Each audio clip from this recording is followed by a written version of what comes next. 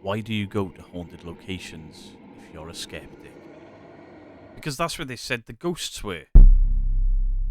You can't see there's a spirit at the top of the stairs, and they get really mad when I go to the top of the stairs. What do you want me to do? Send a strongly worded email to the afterlife? There's this bizarre rule in the paranormal on YouTube. If I stay home and do debunkings, you haven't experienced it. But if I go there, oh, you're copying believers, or you're shitting on belief. Copying? You don't own walking. You don't own standing around talking of mould and paint. You didn't copyright night vision, and you certainly didn't patent asking a Victorian hallway if it died violently. You've not got proprietary technology, you're just standing somewhere and talking. And I can do that. People are acting like skeptics and debunkers have broke into the Fort Knox of spirits. Oh no, that debunker did the ancient ritual of... Is anyone there? Yeah, I guess I did. And guess what? Nothing happened. Again. Not a whisper.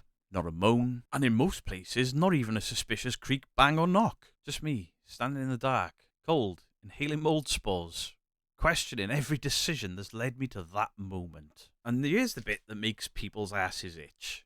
Walking into this building and calling out produces intelligent responses. Then when I walk into a building and I call out, then... where's my responses? It should respond. I'm doing what these guys are doing. And there's a double standard about going out and doing what fake ghost hunters are doing. But these people claim they're real, so I go out and replicate what they do because I should get the same responses. That's how I debunk. And to be called out and to be questioned why I'm doing the same methods as them, it's investigating the investigations. I'm investigating the claims. I'm recreating, as closely as I can, the claims of the paranormal in specific locations. So why do the ghosts not perform for me? Are they like influencers? Are they like larger channels? Sorry. We only perform for a 200,000k sub channels and above. Do I need a blue tick next to my X handle to make the ghosts come out of the afterlife? Or do I need to whisper sweet affirmations to haunted banisters? Oh, big strong entity. You're looking very poltergeisty tonight. How did you die, Ghost Daddy? What are the conditions for me to get the same responses? Because the last time I checked, spirits weren't supposed to be emotionally high maintenance. So let's talk about reality. The last investigation I went on should have been a 4.5 hour drive. The weather was terrible. It took me 6.5 hours to get there. I had to fill up my car with fuel. I had to eat. This time I didn't have to pay for the location because somebody else did and invited me along. But normally I pay for the location.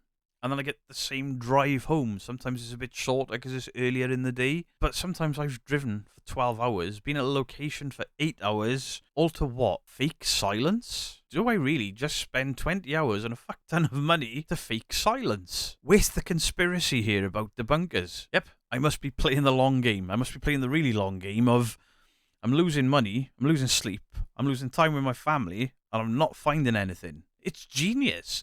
That's exactly how I take down all the fakers. I'm absolutely diabolical. But I go to these places, and do you know what I get at 3 a.m? Cold. Hungry. Tired. Most of the time because I'm stood in a hallway that smells like mildew and broken promises from a bunch of fucking liars. I call out. Is there anyone here? Could you knock once? And I hear back. My knee's cracking. That's it. Even my own skeleton is looking at me and going off. Just go home. And here's where it gets kind of nasty. A believer goes to a building, says it's haunted. They are so brave to go in there. I go into what they've claimed to be a haunted building with a little bit of skepticism and a lot of logic. And I'm a clout chaser. Believers get a random thud. Did you hear that? I get a random thud. Could that be the plumbing? Could it be the floorboards? Could it be the house settling? That's not how it works, because when I get a thud, my audience says it's probably the plumbing. And they're allowed to do that. They should do that. But when they get a thud, it's the tortured soul of Edmund, because that's what their app said. So why does Edmund hate me specifically? Did I offend him? Do ghosts require ideological alignment to speak to me? Because the next argument is always, you weren't open enough. Open enough? 6-hour drive, food, fuel, time from my family, wear and tear on my car, and I talk to the air like everybody else does. How much more open do you want me to be? Do you want me to emotionally undress the curtains? Do you want me to light some candles and whisper to the curtain? I'm ready for you, Victorian Ghost Daddy. What are the rules? Because the rules seem to change every time I put out footage that doesn't cooperate with what other people are saying happens. And here's the twist, and this is more for the people that hate watch me. I believe there is something out there. Consciousness is weird. Reality can be really weird. Humans do experience things that they can't explain. But belief without testing is just fan fiction with EMF meters. If something is real, it should survive scrutiny. If something is real, it should perform when somebody that doesn't believe turns up. And if that dies the second that you ask a follow-up question, then it wasn't a ghost. Maybe it was the plasterboard expanding and your brain doing imagination cardio. But you know what would make me the happiest on these investigations? Not debunking claims, not going, oh, that shadow's caused by light from the outside, or there's a rat in the building. Do you know what would make me really happy? To actually capture something undeniable. Something that I could take the scientists and be like, I don't know, do you? And then they say, I think you got something there. I would like nothing more than to capture something that survives editing. Something that survives analysis. Something that survives debunking attempts. Because my work is open to be debunked. But it hasn't happened. And it's not because I'm switched off. It's because the truth is, walking into a building and yelling at mold doesn't magically produce spirits on command. That's the truth. Here's the uncomfortable truth. If I walk into a building that numerous people have gone to and numerous people have investigated and numerous people have got results, and I replicate their method and I don't get results, it raises a question. Some people don't like that question. The people that don't like that question, because they don't want to be looked at deeper. Because if something works for a team every time, and then it doesn't work for me, then either the ghosts have brand loyalty to your 200k sub channel, or something else is happening. And that possibility makes people sweat. But I still love what I do.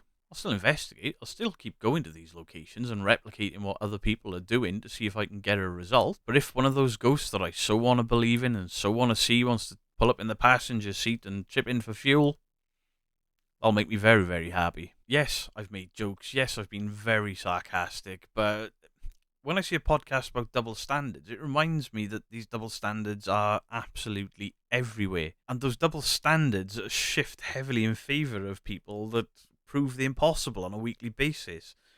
It's more than mildly annoying to me that I spend the same money, that I drive the same or further distances, and I keep coming away empty-handed and then get told, hey, you're boring. Do you know why I'm boring? Do you know why nothing happens in my investigations? Because I don't use broken devices and I don't lie to you for a living. Do please let me know your thoughts on the comment section down below. Much love to you all. Beardo, out.